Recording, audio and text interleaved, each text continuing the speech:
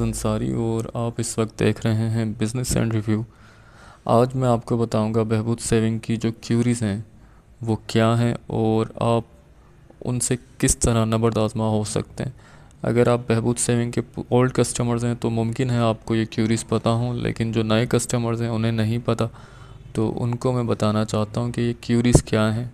बहबूद एक long term investment है जो आपको 10 ईयर्स के लिए आपका एग्रीमेंट होता है नेशनल सेविंग के साथ। तो उस सूरत में इस तरह से है कि अगर आप 10 ईयर्स तक इसे कैश इन कैश नहीं कराते हैं तो जो प्रॉफिट बढ़ता है वो तो आपको बढ़ा हुआ मिल जाता है, लेकिन जब प्रॉफिट घटता है तो उस सूरत में आप पर कोई इफ़ेक्ट नहीं करता है। तो अभी तो माशाल्लाह से बहुत ज़्यादा इंक्रीज़ हो गया है प्रॉफिट, मतलब 1380 रुपये चला गया है।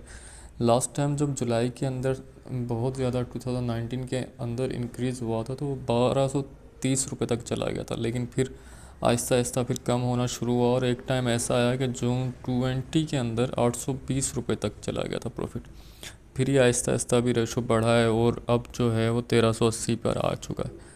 तो आपने देखना ही है कि अगर किसी के पास पुराना सर्टिफिकेट पड़ा है और उसने 4-5 साल बहबूद के अंदर गुजार दिए हैं तो वो अपना सर्टिफिकेट कैश करा ले और दोबारा से री इन्वेस्ट कर दे, क्योंकि इस तरह से ये होगा कि हो सकता है कि आगे रेट्स कम हो जाएं, क्योंकि आईएमएफ अभी तक नहीं मान रहा है कि वो हमें बेल आउट पैकेज देगा और इस तरह के कोई चांसेस भी नहीं है कि बहबूद के ऊपर मतलब इंक्रीज़ हो प्रॉफिट, क्योंकि ऑलरेडी इसके ऊपर टैक्स भी नहीं है और ज़कात भी नहीं है। तो ऑलरेडी इसका जो प्रॉफिट है वो आप अगर बेसिस पॉइंट से भी देखें तो वो ज़्यादा ही है, क्योंकि इसमें टैक्स वगैरह भी नहीं है और ये डायरेक्ट जो ये प्रोडक्ट है वो स्टेट बैंक डील कर रहा होता है। तो इसके ऊपर तो बहुत ही कम चांसेस हैं कि इसके ऊपर प्रॉफिट बढ़ेगा। तो आप इस इंतज़ार में ना रहें कि प्रॉफिट बढ़ेगा। हो सकता है कि जब बजट आएगा 10 जून के बाद तो वो उसके बाद वापस प्रॉफिट जो है वो कम हो जाए, क्योंकि प्रॉफिट सिर्फ इसीलिए बढ़ाया गया है कि आईएमएफ से डील हो जाए, और आईएमएफ से भी डील नहीं हो रही तो इसके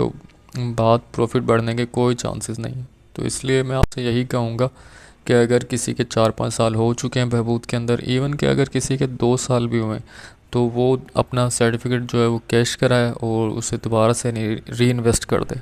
इस तरह से होगा ये कि आप आने वाले जो 10th ईयर्स हैं उसके लिए सिक्योर हो जाएंगे। आपकी जो इन्वेस्टमेंट है वो सिक्योर हो जाएगी और आपको 1380 रुपये ही मिलते रहेंगे। वरना हो सकता है कि बजट के बाद या आईएमएफ के बेल आउट पैकेज के बाद प्रॉफिट दोबारा से कम हो जाए।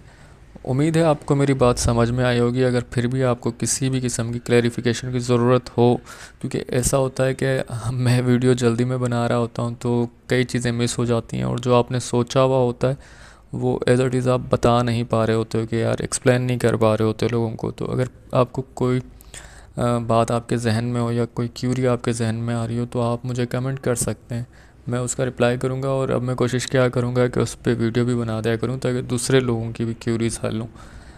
तो अगर आपको वीडियो अच्छी लगी तो इस चैनल को सब्सक्राइब कर लीजिएगा और इसे लाइक एंड शेयर कर दीजिएगा। मुझे दुआओं में याद रखिएगा, अपना बहुत ज़्यादा ख्याल रखिएगा। अल्लाह हाफिज़।